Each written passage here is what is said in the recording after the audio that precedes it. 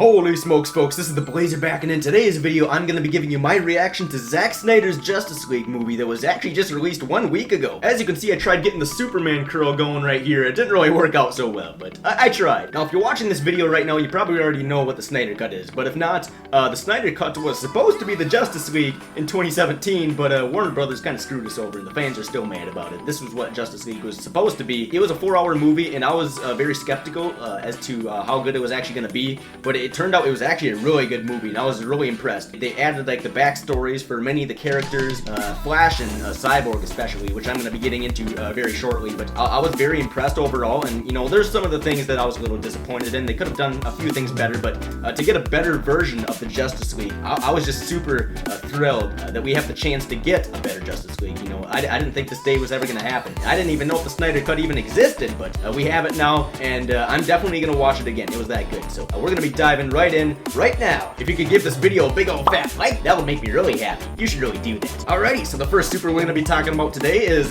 you guessed it, it's Superman, the guy who started it all. Now, when I look at Superman, my all-time favorite version out of all the different Superman out there is, I would have to say the 1940s version, the very original Superman animated series. It was just crazy how good of an animation they could make back in the 1940s, given the technology that they had at the time, and the fact that they really set the basis for many of the fundamentals of what Superman stands for. Truth, justice, and the American way. You get the point. They did an amazing job back in the 1940s, and this is the character that I always look to when making comparisons to Superman. And, you know, looking at the live-action Superman that they had in the Justice League 2017, Henry Cavill is a good actor. I have no complaints when it comes to his acting. He did a phenomenal job, but what I am going to complain about is they just did a really poor storyline, and the CGI around his lip, I know everybody was complaining about that too, although I didn't even really notice that when I was watching. But when looking over at the Zack Snyder film, and when you see when they brought Superman back to life, the fact that they actually added this black suit added more accuracy between the comics and the actual movie, which is just amazing. It's just, I don't know what Warner Brothers was thinking, or whatever the previous director was thinking. I know that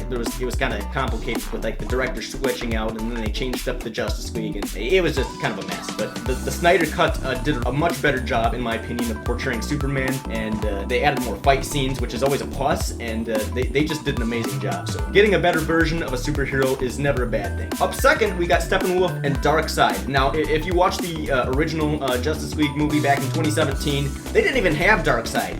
Steppenwolf only made one reference to Darkseid, and he was making more references to Mother, apparently, than Darkseid. I don't know why Steppenwolf said half the things he did in the 2017 version. The CGI, it was just, it was all messed up. I didn't really like it. This version, like, he actually had spiky armor on, and like, it looked more realistic. He looked scarier, and the scary part is that he was afraid of Darkseid, so it showed a scary guy like that was afraid of somebody even bigger. Yeah, you kind of get the point. The fact that Darkseid was in this movie was absolutely phenomenal, and I was just kind of scared that they were going to be ruining Darkseid by adding him in the DC universe, because he's like a big villain. You don't want to screw it up. Once you add him, you better make a pretty good story, because he's like the biggest and baddest of the villains that you can get. But if I were to rate Darkseid in this movie, I'd probably give him a good 9 out of 10, maybe 8.5 out of 10. They just did a really good job portraying him. The only complaint I'd have to make, maybe 2 complaints, when they gave the little flashback, it showed that it kind of made Darkseid look a little weak when he was fighting up against the heroes of the past. You know, he got demolished pretty fast, and then his alien crewmates had to carry him away out to his hospital out in space or somewhere. But the second complaint I'd have to make about Darkseid is the very last scene. Like, you didn't really see Darkseid flying around at all. You saw him use his Omega beams, which was really amazing, and I'm not going to try to spoil too many things, but that last scene in the Snyder Cut when it showed Darkseid, I feel like it would have been perfect. Instead of Darkseid walking off,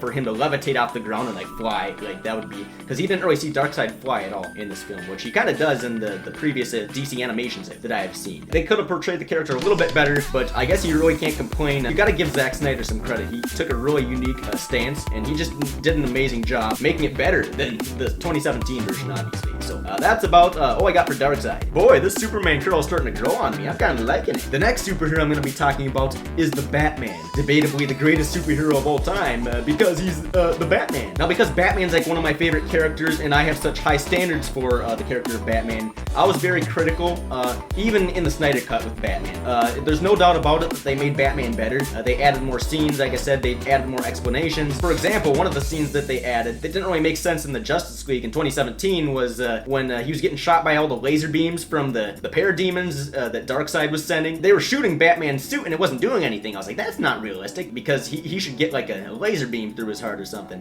When you actually look at the Snyder cut, it actually shows the scene where Alfred is working on a new prototype Batman armor that can absorb energy. He used like a Kryptonian gun to shoot the armor to prove that it wouldn't break. Batman in this film, unlike the last film, withstood a whole blast from Superman's laser vision, which was absolutely amazing. It was so cool to see that. It was little things like that that they added that just made Batman better. They took away all the bad lines that were in the 2017 version, and this version of Batman was just so much better. I guess the minor complaints I'd have to show with this Batman is that they really didn't have him in enough fight scenes, and they could have added more villains potentially in the Justice League. I know it's kind of a Justice League movie, but if they added more fight scenes with Batman especially and showed his detective skills a little bit more, that would have potentially made the movie a lot better. But I'm very picky personally with Batman because he should be one of the best members of the Justice League. That's my personal opinion, but overall they did an amazing job with Batman, and I was super excited to see a better version compared to the 2017 version. I was also super thrilled to see that the Snyder Cut added more background on Flash, Cyborg, and even Aquaman. When I saw that the Snyder Cut was going to be 4 hours long, I was a little bit skeptical at first, but the time that they spent into Cyborg and Aquaman and like adding more background. For example, when looking back at the 2017 version of Justice League, Superman pretty much did all the work to save the day. Like, all the Justice League really did was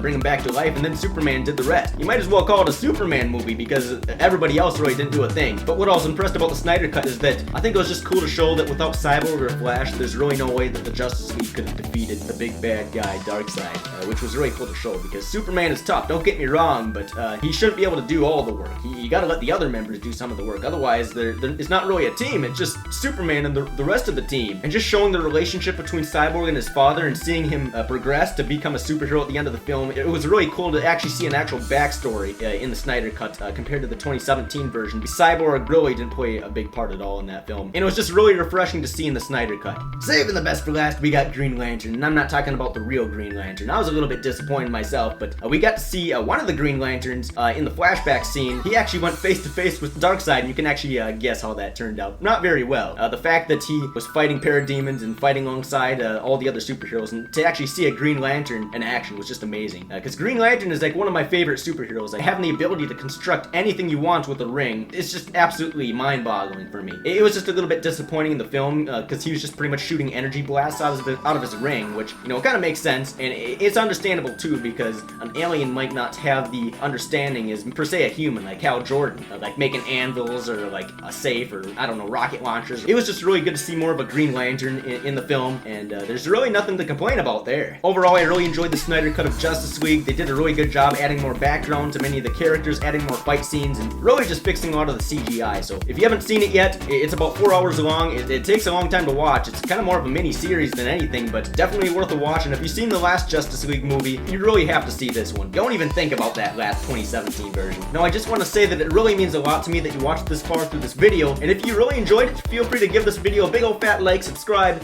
and click the bell below to stay up to date with my latest and greatest videos that you don't want to miss in the future. So again, with that being said, thank you so much for watching this video, and until next time, stay tuned, and remember, the Blazer will be back.